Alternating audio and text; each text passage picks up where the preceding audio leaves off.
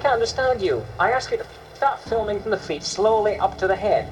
And you go sit for sit pan. Bloody hell, don't you ever watch movies? You must see thousands of movies. You must know what it's like. You might think this is a pretentious, short-tempered filmmaker. Guess again. He is Dennis Nilsen. When he was arrested in the 1980s, he was the UK's worst serial killer. What made his murders especially gruesome? And what led him to take this horribly dark path? Welcome to Crime City. This is the story of Dennis Nilsen, the man who kept his victims' corpses at home for company.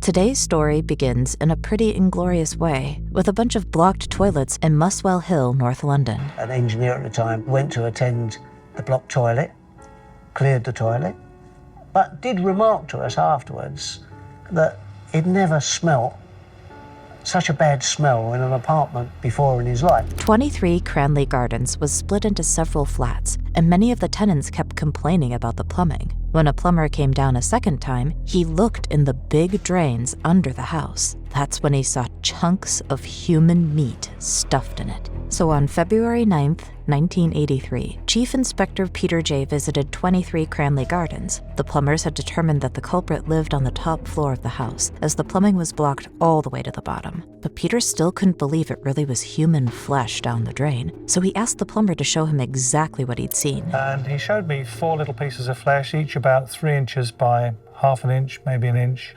and also 3 bones with a knuckle at each end.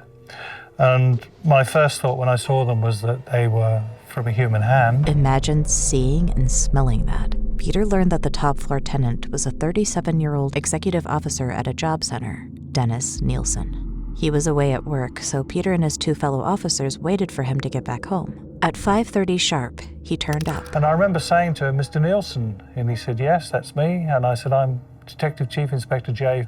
I've come about your drains." And a little smile came across his face, and he said, "Well, since when have police been interested in blocked drains?" Dennis continued to play the fool, even when Peter told him there were human remains down his drain, so the detective decided to cut to the chase. And I just got a little bit closer to him, face to face, looked him straight in the eyes and said, "Don't mess me about. Where's the rest of the body?" And he just paused momentarily, and he said, "In plastic bags in the other room." Without any further questions, the officers handcuffed Dennis and brought him to the Hornsey police station. But that was just the tip of the iceberg. They would uncover a story that still sends shivers down everybody's spines.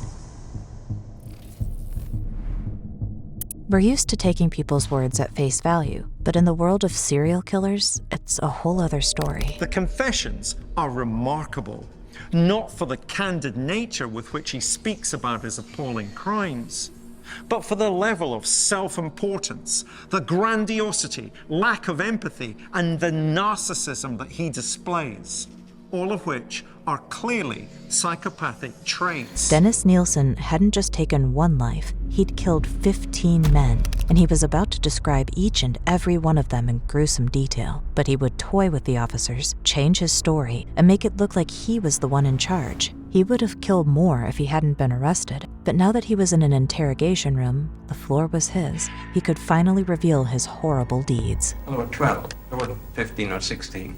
When I was back of the police car, heading to the police station at the moment of my arrest, they asked me how many there were, and I didn't really know. I just gave them a figure. And because I was cooperating with the police, I decided I'll stick with it.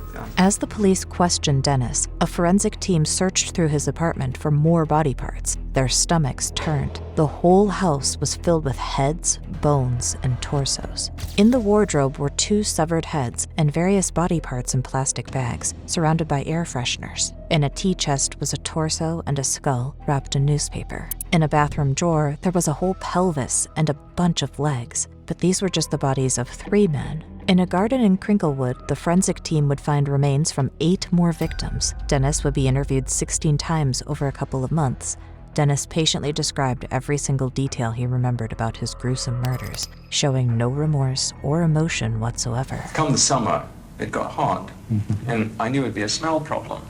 But I thought, well, I'm going to have to deal with the smell problem. And I thought, what would cause the smell more than anything else? And I came to the conclusion, It was the innards, the soft parts of the body, the organs and stuff like that. Meanwhile, a team of detectives studied Dennis Nilsen's past. Was his psychopathic, murderous mind nature or nurture? Dennis Nilsen was born on November 23, 1945, in Fraserburgh, Scotland. He was the middle child of a Scottish mom and a visiting Norwegian soldier. But Dennis's dad left when he was very young, so he grew up with his mom, brother, and sister. Sadly, the family was very poor, and Dennis grew into a shy, lonely boy who constantly got picked on by the other kids. Then he discovered that he didn't like girls. The bullying got even worse. He had a very tough upbringing. He wasn't very popular in school. He came from a poor background. He was bullied. He was aware of his sexual difference. He knew that he was different from other boys, but wasn't very sure how. Then there was the ultimate tragic event. You see, Dennis's father was absent, but he had become really close to his grandfather. They would chat, garden, and fish together. But his granddad would be away for weeks on long fishing trips. One day, Dennis's mom asked him if he wanted to see his granddad. Dennis was ecstatic. He didn't know he'd come home. When he said yes, his mom took him to the kitchen and showed him a casket. His grandfather was dead, and his mom did not prepare him for it. It was a dark and sick joke to play on a 6-year-old, and this affected him deeply. Nilsen would later say that when he saw his grandfather laid out in the front sitting room after his grandfather's death, that this was when Nilsen first began to associate love with death, an inert body. Dennis would then go to the sea and drown himself inches close to death so as to simulate going to see his granddad. He became socially alienated to the extent that he wouldn't even let his own mother hug him. When he was 16, he left home and joined the army, more precisely catering corps. He cooked for his fellow soldiers. That would come in handy later. Aged 27, Dennis quit the army and moved to London, hoping for a more open gay scene. Ironically, he joined the police around the same time. He liked being in a position of power, and he used this job as a shield for his personal life, which he'd learned to be very secretive about. But a year later, he quit the police and began working as a civil servant. Meanwhile, he was making home movies. What are you doing switching the bloody thing on and off for? You never make a cameraman, you know. No. I'm not going to do anything part of it. But Dennis never really became a social animal. Throughout his 20s and 30s, he became desperate to find a relationship or a companion of any kind. In 1975, he met a drifter named David Galashan outside a pub. The next day, they decided to move in together, renting a place at 195 Melrose Avenue in Crinklewood, London. But Dennis wasn't a pleasant partner. You're a big name come poop. Oi, over here. Over here, stand up. How long do you think it'd take me to dig the garden? Don't stand there with your hand on your hip, feel like a big poop. Everyone who met Dennis said he was self-obsessed. I can't understand you. I ask you to start filming from the feet slowly up to the head. And you go sit, pan. Bloody hell, don't you ever watch movies? You must see thousands of movies. You must know what it's like. Within a year, Dennis kicked David out of the house. Now he felt lonelier than ever. On the evening of December 29, 1978, Dennis met a boy in a pub. His name was Stephen Dean Holmes, and he was 14, but he told Dennis he was 17.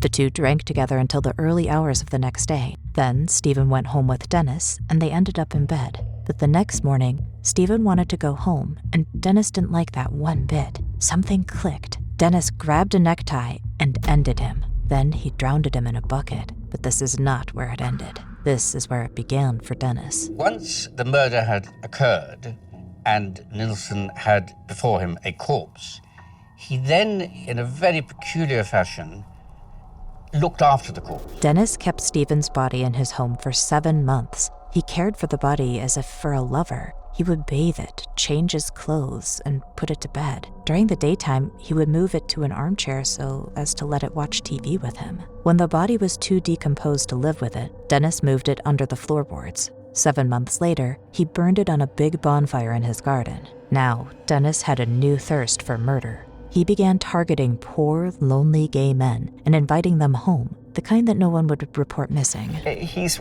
tackling a particularly vulnerable group that many other serial killers target. 11 young men would die in Dennis's Melrose Avenue home. In a strange and tragic twist, Dennis would only kill those he liked the most. If he didn't like their companionship, they could just leave his home.